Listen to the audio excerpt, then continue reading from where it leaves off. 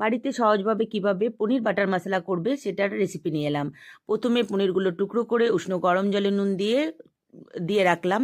তারপরে কিছুটা টমেটো কুচি করে নিলাম, আদা রসুন বাটা, পেঁয়াজ কুচি, কিছুটা কাজু বাদাম আর কাঁচা লঙ্কা নিয়ে কুচি করে নিলাম।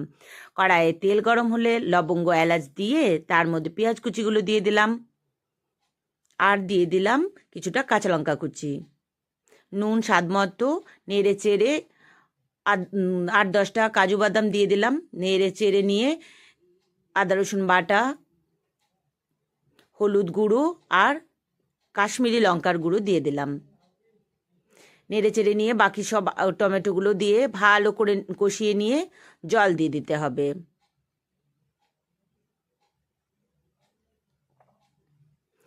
পুরো জিনিসটা ভালোভাবে ফুটে উঠলে একটি মিক্সির মধ্যে নিয়ে পেস্ট করে নিতে হবে। তারপর তেল গরম করে আবার কিছুটা পেঁয়াজ কুচি করে নিয়ে তার মধ্যে, সরি বন্ধুরা, বাটারটা আগে দিতে হতো, তার বাটার দিয়ে দিলাম।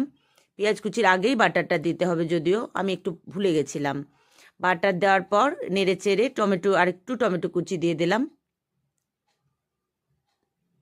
ভালো করে নেড়ে স্বাদ মতন আর একটু দিয়ে দেব নুন আর কাশ্মীরি লঙ্কার গুঁড়ো।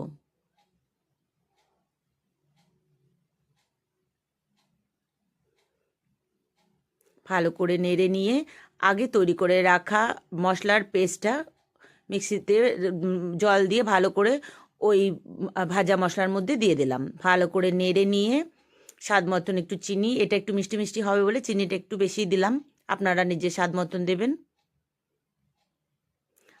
তারপরে পনিরের টুকরোগুলো জল থেকে তুলে ওই পেস্টটার মধ্যে মিশিয়ে নিলাম।